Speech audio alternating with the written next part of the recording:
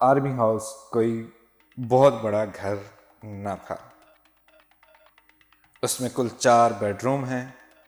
ایک bed room general Zia الحق کی والدہ محترمہ کے لیے مخصوص تھا، ایک میں وہ خود اور ان کی اہلیہ رہائش پذیر تھی۔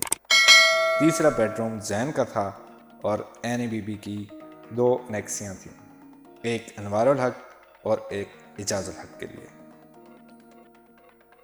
کبھی خاندان کے مہمانوں کو کسی خاص کمرے میں نہیں ٹھہرایا، وہ سب گھر میں رہتے، البتہ بچوں کے لیے زمین پر گدے ڈال دیے جاتے۔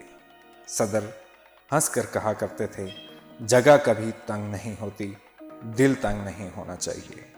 ان کا ڈرائنگ روم بھی بہت چھوٹا سا تھا، اس میں کل 12 یا 14 آدمیوں کے بیٹھنے کی گنجائش تھی، لیکن صدر نے اس مختصر سے ڈرائنگ روم میں 40 آدمیوں کے وفود سے ملاقات کی۔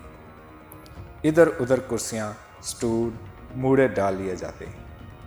صدر پاکستان کا ڈرائنگ روم ایک متوسط گھرانے کی عام سی بیٹھک کی طرح تھا۔ اے ڈی سی کا کمرہ بھی انتہائی مختصر تھا، اس میں بمشکل 4 سے 5 آدمی بیٹھ سکتے تھے۔ انہیں شاہانہ کرو فر کا کوئی شوق نہ تھا۔ کبھی گھر میں یہ مسئلہ پیدا نہ ہوا کہ انہیں ایوان صدر منتقل ہونا چاہیے۔ صدر ضیاء کو آرمی ہاؤس کے لان سے بے پناہ دلچسپی تھی۔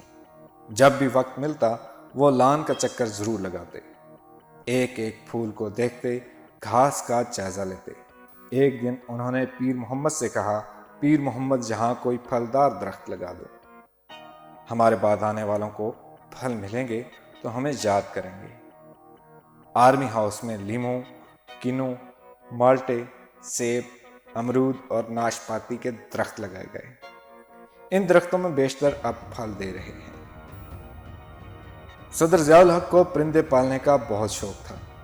آرمی ہاؤس میں مختلف رنگوں اور نسلوں کے 200 کے لگ بھگ لو برڈز، تتر، آسٹریلوی طوطے اور دوسرے پرندے تھے۔ وہ اکثر ان پرندوں کے پاس جاتے اور منہ سے ایک خاص آواز نکالتے تو سب پرندے چہچہانے لگتے۔ کہا جاتا ہے کہ صدر کی شہادت کے بعد 1 ہفتے کے اندر یہ سب پرندے دم توڑ گئے۔ صدر کو اپنی بیٹی زین سے بے حد پیار تھا۔ اس کی دلجوئی کے لیے انہوں نے آرمی ہاؤس میں ایک طرف جھولے لگوائے۔ وہ چھٹی کر کے آتے تو برآمدے میں قدم رکھتے ہی سیٹی بجاتے۔ زین سیٹی کی آواز سن کر دوڑی چلی آتی۔ جنرل ضیاء الحق اسے جھولے پر بٹھا دیتے اور خود اسے جھولا جھلاتے رہتے۔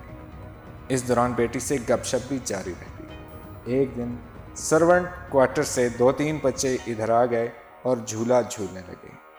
پیر محمد نے انہیں ڈانٹ کر بھگا دیا۔ صدر اپنے کمرے میں بیٹھے یہ منظر دیکھ رہے تھے۔ انہوں نے فوراً پوچھا، یہ جھولے کس کے لیے ہیں؟ پیر محمد نے جواب دیا، بچوں کے لیے۔ اس نے مزید کہا، صاحب وہ اپنے بچوں کے لیے ہیں۔ ضیاء الحق ناراض ہوئے اور کہا کہ وہ ادھر آ جائیں تو ٹوکا نہ کرو۔ اسی دن انہوں نے حکم دیا کہ سرونٹس کوارٹر کے سامنے بھی جھولے لگوا دیے جائیں۔ آرمی ہاؤس سے ملحق خاصی کھلی زمین پڑی ہے جس پر کاشت ہوتی ہے۔ 1979 میں اس زمین سے کوئی 40 من گندم پیدا ہوئی۔ پیر محمد نے یہ گندم بوریوں میں بھر کر سٹور کر لی۔ 2-4 دن بعد جنرل ضیاء الحق شہید نے پوچھا، پیر محمد تم نے تھریشر لگوا رکھا تھا، وہ گندم کہاں گئی؟ پیر محمد نے بتایا کہ گودام میں رکھوا دی گئی ہے۔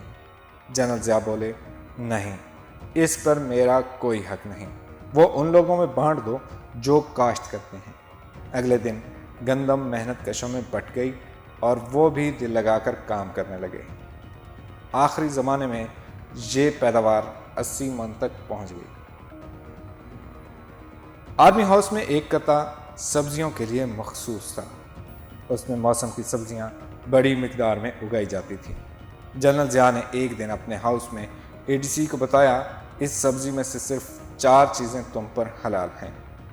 اے ڈی سی کے استفسار پر وہ کہنے لگے، یہ 4 چیزیں ہیں، سبز دھنیا، ہری مرچیں، پودینہ اور سلاد۔ آرمی ہاؤس نے اعلیٰ ظرفی، غریب پروری اور خدا خوفی کے بڑے تابناک مناظر دیکھے۔ یہ روایت پہلی دفعہ عام ہوئی کہ عید پر آرمی ہاؤس کے دروازے کھل جاتے اور راولپنڈی کے عام شہری سربراہ مملکت سے عید ملتی۔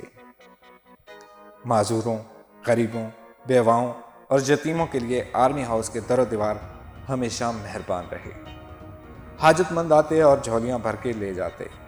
ضیاء الحق کی جان پہچان کا دعوے دار کوئی شخص آرمی ہاؤس کے دروازے تک پہنچ جاتا تو اس سے ملاقات کا موقع ضرور ملتا۔ مہمانوں کے ڈرائیوروں کو چائے پلانے اور کھانا کھلانے کا خصوصی حکم تھا۔